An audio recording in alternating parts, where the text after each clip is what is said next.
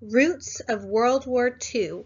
Just a quick note, if you are going to abbreviate World War II, generally you should do it with a capital W, and then two I's. Like you can see here, unfortunately the font doesn't allow you to see the I as clearly as you could. If you put two ones, then that would be World War XI. Ooh, please don't do that. At this point in time, we're going to see that Hitler is going to push for the Sudetenland from Czechoslovakia, and basically the French and the British are going to have a policy of appeasement when it comes to handling Germany.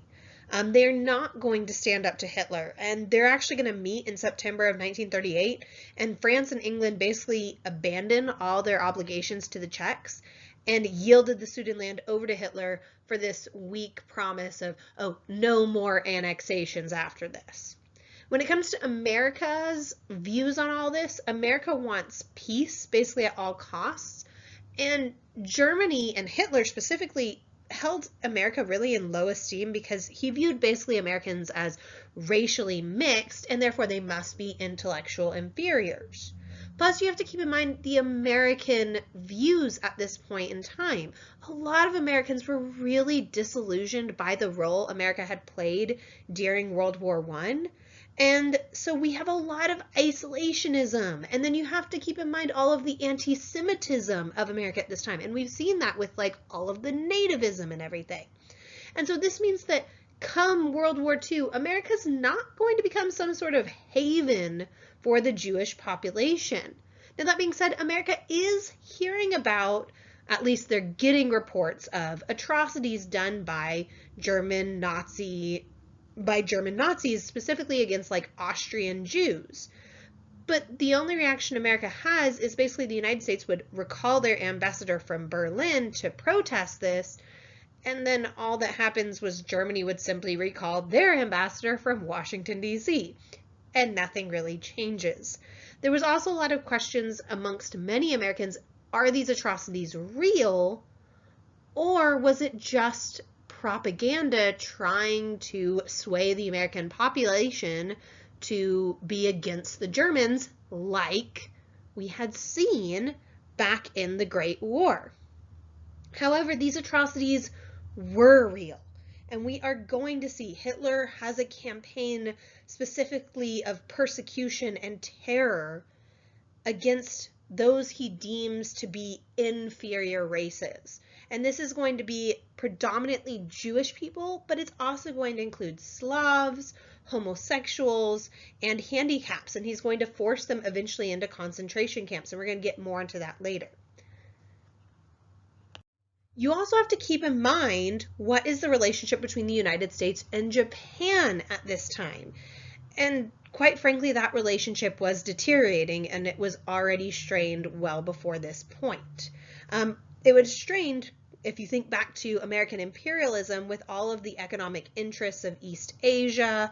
Plus, you have to keep in mind there was that whole United States policy trying to exclude Japanese immigrants and everything. But during the Great Depression, America really needed Japan as a trading partner. So when Japan seized Manchuria, the United States did very little more than just denounce their actions in 1931. And when in 1937 the Japanese attacked Chinese forces north of Beijing and began an outright war against China, the United States merely condemns these actions because they did not want to risk war. When it comes to FDR, we are going to see that he is starting at this point to move away from domestic reform and at least towards preparedness for war. Basically, him and many others were fearful that some sort of conflict in Europe at this point was unavoidable. And basically, FDR wanted to be able to revise the neutrality laws so that America could be involved on some level, because he was really concerned that these neutrality laws that we looked at last time would aid the aggressor and deny aid to a victim. Now, where FDR wins support for like preparedness is going to be like he manages to eliminate the prohibition on arms sales and would add armaments basically to the list of cash and carry. Remember, cash and carry being that nations had to pay fully for the item in advance of shipment of the particular item, meaning that they have to pay back, they can't go into further debt basically to the United States. What this really means, though, is that America can assist Britain and France once we get into the winter of 1939 through 1940. What happened during that time period is Hitler defies the Munich Agreement with Czechoslovakia and everything, and overruns Prague, and there's this anticipated next move is that he's going to invade Poland. And this is really convincing Britain and France that war is imminent. But we have to rewind here for just a second and look at the roots of this war. Keep in mind, Americans want no part in this war. In fact, a Gallup poll taken in 1937 came out that 70% of Americans thought it was a mistake that they had fought back in 1917. They thought it was a mistake that America had gotten involved in the Great War. And the thing is, World War II, the roots of World War II are World War I. What really had happened is after World War I, a lot of Germans believed that they had been betrayed at the end of the Great War rather than outright defeated. You have to also keep in mind the 1930s, you're not just getting an economic crisis in America, this is going across Europe as well. So you have unemployment, economic hardship, plus political instability, and this is going to fuel the rise of these right-wing dictatorships that basically offered simple solutions to complex problems. The complex problem being just like the Great Depression, but the simple solution was territorial expansion by military conquest. And so the thing is, with territorial expansion by military conquest, you could redress old rivalries. You could dominate trade by, gaining more colonies and such, and thus gain access to raw materials. You also have to keep in mind that's Germany's view. Japan during this time period also felt this need to rebuild their greatness and basically dominate Asia and create this greater East Asia co-prosperity sphere where basically Japan ordered around all other Asian peoples. But in order to do this, they would need to expel the French, the British, the Dutch, and Americans all from their colonies over in Asia.